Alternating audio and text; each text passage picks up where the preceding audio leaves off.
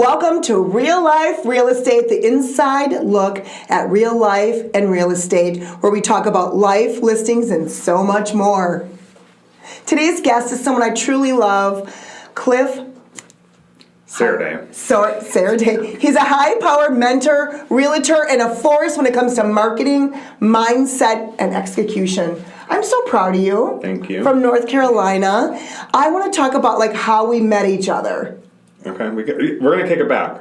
We are. Take it back just a few years. So we met at our first firm that we were at, both together. Wendy came in, and honestly, she's still a Spitfire.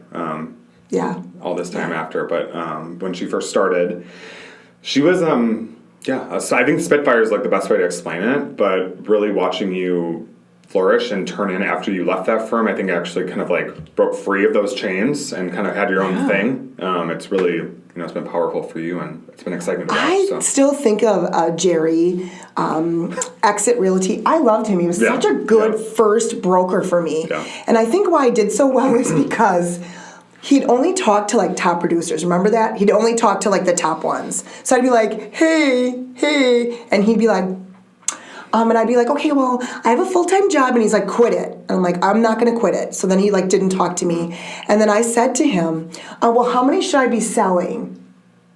And he's like, if you're part-time, you should be doing one a week. If you were full-time, you could do 2 a week. Mm-hmm. I did 2 a week. Yeah. You should do 2 a week. And at the time, I was only part-time. So my first year, I did 50, working full-time. And then I realized he's a big liar. And the average realtor only does 12 a year. So here we are, a top producer that was so great. You started off in marketing there, and then I saw you kind of flourish there. Yeah. And it almost stunted our growth. We love you, Jerry, but it stunted our growth, right? Yeah. I think that it was a great stepping stone. So I actually started in property management. Yes. So I was in it for a very, very long 12 months. Yeah. I hated it. So when I had the opportunity to work as their marketing administrator, it really was a good stepping stone. I do give a lot of credit to Jerry in my career now. Anyone I've worked with, to Wendy, to anyone I've ever came across in real estate, it's, give them their roses for that. But it definitely was. It was very brick and mortar, and I think the times have changed in real estate. And but it's given me the initial tools I needed to, now be at where I'm at. So one day he says to me, I think I want to move to North Carolina. And I'm like, do it. I'll do anything to help you. Do you need me to be your landlord? Do you need me to be Jerry? Anything you need, I will help you. Yeah. And it was really the best decision. You are really doing amazing things. I appreciate that. So I think tell me about that and what you were doing at first out there. Yeah. Because I think we were all amazed. Yeah. So I still think about this now. So I've been there. It'll be 5 years in May of next year. So I still think that I okey-doked myself a little bit. So because it happened very fast. Very fast. I think I told Wendy, and then 3 weeks later I was gone. So I started as I had to learn all new contracts because I was able to just move my license, which is kind of a dangerous game, right? Yeah. So I was able to just transfer my license. I had to do a few hours of CE essentially to get me back active in North Carolina. So I started actually as a closing coordinator for 3 months, just so I could learn the contracts because I can't teach a contract and practice a contract if I don't know it. Right. So I was there for 3 months. I honestly, if I could, being an owner now, if I could go back to being a closing coordinator, I would love to do that. It was just that kind of the ripping and running of just getting that deal across the finish line. But then I moved into a sales manager role.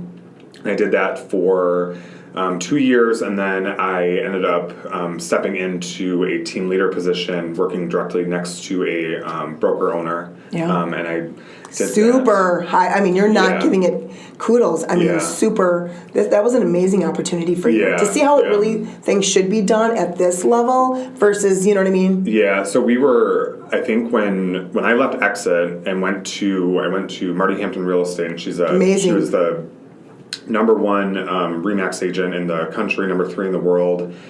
We were doing, I think when I left, there was probably 60 to 70 agents at Exit Realty XL doing $120 million a year. Right. Marty's team of 20 was doing that with 20 agents. So they were just moving. It was a lot more quick, and Raleigh's a little bit more competitive than Milwaukee. It's a different ball game. But it's really, honestly, it's giving me, I feel like now I can do real estate anywhere. Okay, but now we're not talking about you now. Because I'm like, what is he doing? And then he's doing these great videos. Yeah. One, you were doing a lot of mentorship, which is so important. You have raised talented realtors up to top producers. And then what kind of happens from there? That's kind of where I'm at now in my career. So when I left, in May of this year, I left my team leader position to break off and actually start my own team. And it was important for me to, I only wanted to work with people that I wanted to. Yes. Right? So I think that's really important too, because real estate can be, it's like the most rewarding job. Like there's no ceiling to what you can earn, but also it can be a very lonely job. It can be it's taxing on your brain. Like verbally abusive. It can be very abusive. You start questioning your whole life. Keep going. Yeah. So. But then you love it. It's like it's addicting. Like I'm selling this guy a house. Yeah, I'm selling it. Yeah. You're buying. You are buying. You are so buying. There was just to sidetrack, just going off that of craziness. It was probably a year and a half ago. So closings work a little bit differently in North Carolina. So you guys are a title state, so that you guys can close at like a Starbucks. And we are an attorney state, so we have to close inside of an attorney's office with that attorney. And I was in a closing for 4 hours because it was a child getting a gift from a parent, but the parent transferred the money the morning of closing, and you can't do that. That's a no-no. You can't throw new $300,000 of cash in someone's checking account the morning that they close on a home. And it was all our problem, of course, right? Yeah. So if anything goes wrong in the transaction, if it's your lender, which you hope it's not, if it's your title, if it's your attorney, if it's you, it's always going to be your problem, right? Because you're that guidance. So when I this past May, when I moved on, it was, again, important for me to, one, work with agents that I wanted to work with internally, because then I can, if I know that I've got a pack of agents that are working how we should be working and how we should be kind of leveling up that professionalism and that those sales skills, that's going to translate to those transactions, and it'll ultimately handling them well instead of crying in a corner. Yeah. But you're always going to do that 1 or 2 times a year. You will cry. But it's so funny because what people say about me is you have such foresight in the middle, right? My printer breaks and then I'm like a wackadoodle. But if a sewer is cracked, I'm fine with that. This is what we're going to do and this is how we're going to do it. You're still buying the house. Everything's great. So that's how I lead as well. So it's those little things. If my computer's not working, I'm pulling the mouse. I'm the mouse. If the mouse breaks, I'm pulling my hair out. Yeah. But when it is a situation, so I always look at you're a flight attendant, right? So during a real estate transaction, you're on a plane and there's going to be turbulence, what the pilot does lets you know that there's going to be turbulence, so then you can prepare for that as the person, the rider. Yeah. Right. But could you imagine if the pilot didn't let us know that there's going to be turbulence? And then all of a sudden the plane just, shakes, you're screaming, right? So if I can prepare my clients for that, hey, we just got the inspection report back. It's a bit of a doozy. Here's our plan. And that's the words we use. Bit of a doozy, but you're still buying it. Yeah. Everything's great. It's going to be fine. So there is a solution for stuff. And if there's not a solution, right? You are next to the best agent that can help you either get out of that contract or figure out the best solution forward to get it to the closing table. Because I think ultimately we want to get that to the closing table, but I'm never going to make somebody, and it's different. The laws are different in North Carolina. Right. You can walk away up to the day of closing. A buyer can. So it's really sometimes you're held together by the earnest money and the due diligence to keep the deal together. Yeah, here too. I want to get it across the table, but if my license becomes at risk, or if something, then or your buyer at risk, or the buyer at risk, right? So I'm not taking that across the table. We'll figure out a way. So now you have your own team in your building. How many people are on your team? So I have 9 agents now. And then you're leading and mentoring them. Yeah. So it's me and a business partner. So we have Altair agents, and it is it's a different outlook on. It's more of I would say, collaboration community. Yeah, partnership. That's how I do my team too. Yeah. I'm always walk the golden streets with me. I can't sell it all, although I try in Washington County, and I'm doing it. But I can't sell it all, so I want a partnership with people. Is that how you think too? It's exactly how I'm operating. So I love mentoring new agents.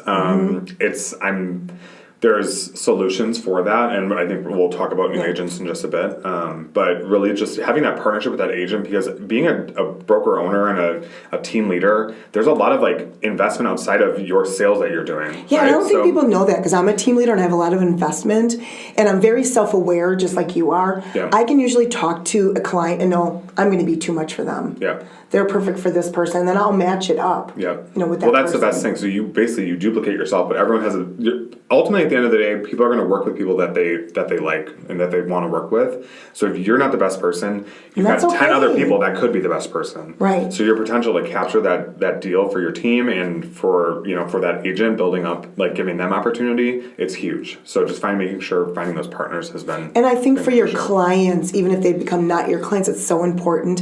It's stressful to move. Mm-hmm. Everything, it's just stressful, right? Yep. So finding the right person for them. So I guess the number one question I want to ask you, and I'm asking a lot of top producing team leaders, agents, this question: do you feel like AI is going to take all our jobs as a realtor? No, what I think is going to happen, or what I know is going to happen, is agents that are not using AI are going to get replaced by agents that are using AI. Yeah. So how's your team using AI? So our team and our firm that I'm with, I just got back from Orlando in October for actually 2 of the days where it was AI training, and there's a lot of just ways that you can, how our team's using it is just to make ourselves more efficient, right? So I've been using ChatGPT for years now. At this point, I can tell if someone writes something. I think my biggest tip for agents is, if you're using ChatGPT, remove those M dashes. So those long dashes, they don't exist. Yes. Outside of ChatGPT, unless you're like a writer that's been writing forever and that they actually know how to use them. That's a telltale sign that you're not really taking the time to get your content out. So that's been ChatGPT, obviously using that just to get emails out. Too long. Like that's what I'm seeing every realtor in Washington County doing now. Is like, now their post is this long because they have the content, but you don't know what the F it says. It's all like fluffy crap. Yeah. So I'm really just a 2-paragraph kind of person. Yeah. Well, and also just building your personality. So I know what our team did is we sat and we built inside ChatGPT. You do have to have, I believe, the pay. It's like $20 a month. Yeah. You can build your personality. So you can build how Wendy talks. So you can upload Wendy's emails that she wrote physically. Or posts that she's done, or videos, or whatever that looks like, to make her voice, her brand show through in those, because otherwise you do sound like assertive but friendly. Yeah, that's me. What are you? What are you in there? You're probably like professional and cool. I'm a little punchy. I like to be a little punchy. Short and punchy, good. Yeah. Good. So that's the biggest thing, because like I don't want to see. So like right now, this is a virus. Is MLS. MLS it's so embarrassing. I'm embarrassed for everybody. Everybody has the same public remarks. Yeah, incredible. Elegant. Yes. I mean, spacious. Spacious. It's like the 4. Yeah. So I understand how you're using it. And AI and VAs are very different. Yes. Tell me, are you guys using VAs? So I do not use VAs. I love my Pearl. Yeah, so I would implement them. I would. So I don't have a need yet for it. But that is huge. So I think the biggest thing with VAs, and I know you're doing this now, you're like revamping your systems, like doing your operations. Yes. Is your VA is only as good as your systems, right? Yeah. So like my give them. My systems are horrible, so Pearl sucks actually. Keep going. I had to let her go. It's too stressful. It's only up from here. Yeah. So because they're really just replicating what you tell them to do. So I think VAs are really great for social media. They're really great for stuff that it's repetitive, right? Yeah. I would obviously steer them away from anything that like your licensed covers, right? So like stuff that you, they're definitely unlicensed assistants. No, they're not doing my contracts. Yeah. And it's so funny, even like around here, Washington County, West Bend, I would never have Pearl call. She's like creative and awesome. She's making me a lot of things that I want to see, right? Okay, so I have you here, your predictions for the housing market for buyers and sellers. Who cares about the agents, right? Just the stronger is going to survive. Right. Who cares? But tell me, if you were buying and selling in 2026, our price is going to go down. Is interest rates going to go down? Should I sell today? What predictions do you have? And I'll tell you mine. Yeah. So, I think I always like to look at. I'm going to go back past 24 months. Have been. Can I swear on here? Yeah, you can swear a little bit. Yeah. So it's been the shittiest market, really. Yeah. And historically. Yeah. So I think this year has been the slowest real estate year in that us babies have seen. Yes. Well, no, that's before. Right. It was before our time. So, the thing with that, and I always say this, is I'm not subscribing to that. I'm not subscribing to that logic because my team's doing well. So I do think it's important now. And I'm going to kind of pull a Jerry here, is being in real estate full time, you truly get out of it what you put into it. So when it gets when it does slow down, what is your reaction to that? Okay, what I need to do is now I was having 10 conversations a day. Now I need to have 20 conversations a day. If I was doing 1 open house a month, now I need to do 2 or 3 open houses a month. So what do you have to do to kind of fill that gap in your production, right? Right, exactly. And so I believe, and from what I've been hearing, is that next year it's going to. It's not a burst, or it's more of a recovery kind of period we're going into. Right. Yep. So it's not going to be, it's not going to be anything crazy, but I think that there's a lot more inventory now going into the end of the year and into next year, and pricing's going to kind of stabilize, and I believe interest rates will continue to level out or go down just a bit. I don't care what the news says. If you want to move to North Carolina, bye. Yeah. If you want to retire and downsize, let me help you. If you want to upsize, honey, those kids just get more crap in their house. Now is the time. Yeah. You probably have enough equity in your house that the payment's going to stay the same, right? Right. So there's always a solution. So if you look at, I think they call it the 3 Ds. So divorce, diapers, death. So if it gets situational like that, you get situational. So also make friends with your divorce attorneys, right? Become friend. There's lists you can purchase. Deaths, it's morbid, but that's why you're here. I'm not calling you my realtor because I'm happy that I'm in my house, or that that is such a good way to say it, Cliff. You're not calling your realtor because you're happy. It's sad your mom passed. Yeah. Let's get this settled for her estate, or let's get her into assisted living. Yeah. Let me help you. Yeah. That is really great to say. Yeah. That's really great to say. Okay, what is your team doing to stay ahead of the curve for 2026? We're in the trenches. Yeah, me too. But in the best way. So like I said, it's when people slow down. So in my market specifically, I'm in a very, very oversaturated market with agents. So there is 14,000 MLS IDs in the Triangle area. There is only the top 50 agents are doing more than 20 deals a year. Yeah. And the 51st person is doing 19 or below. Agents aren't working. Right, yeah, so making sure when you're partnering with agents, or if you're an agent yourself, making sure that you're with people that have that same vision. Because if there's you're only as fast as your leader, right? So oh my gosh, this is good stuff. Yeah, so you're only as fast as your leader, and if you have people, so if there's a group of 10 of us and there's a slowpoke, kill the slowpoke off. You guys got to keep running because you're built with the people that you hang around with. Right. So if someone's lazy, you got to get that out. I would say try to train them up first. Right. People deserve an opportunity to improve, but I think making sure that you're just with people. Tell people why they should join my team. Tell people why they should be on a team. Whether you're seasoned, whether you're new, whether you're fast, whether you're slow. So I'm always going to say team. I've been. Because at Jerry's, he wasn't team. I didn't even know about teams. No. So teams are I would say teams are a very new concept in the past, say 5 to pretty much right after we left. I feel like it kind of blew up. There was a few teams in our area, but I know in Raleigh, all it is teams. There's really not. But why be on a team for people that are think they're going to make so much more money? You're not. So this is what I my logic on it. Okay. And I talk to agents. So we have splits, right? So you can go to ABC Realty. You can make 100% being independent. You may close 1 or 2 deals, or you may close 50. You don't know. But what I can do as a team leader, and what Wendy can do as a team leader, is you can either have a whole grape, or I can give you a piece of a watermelon. Right. And what's going to fill you up more, right? So, Wendy can give you those at bats.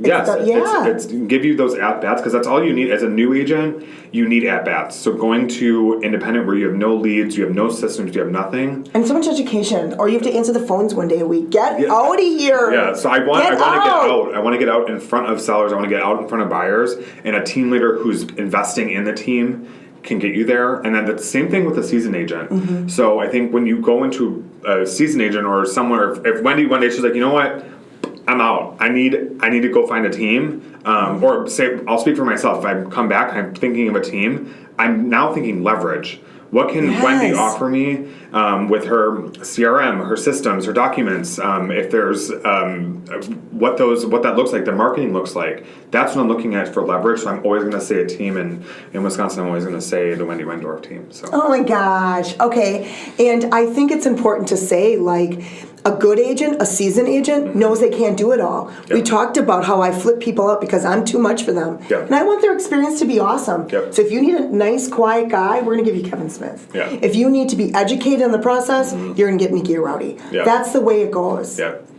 So I'm so happy you came today. Yeah, me too. Thank you for having me. I'm so proud of you, Cliff. Thank you. I appreciate it. I'm proud of you. No, I'm proud of you. I'm proud of you. Okay, well, thank you for watching Real Life Real Estate, where we're talking everything, listings, life, and so much more. Thank you. Thank you.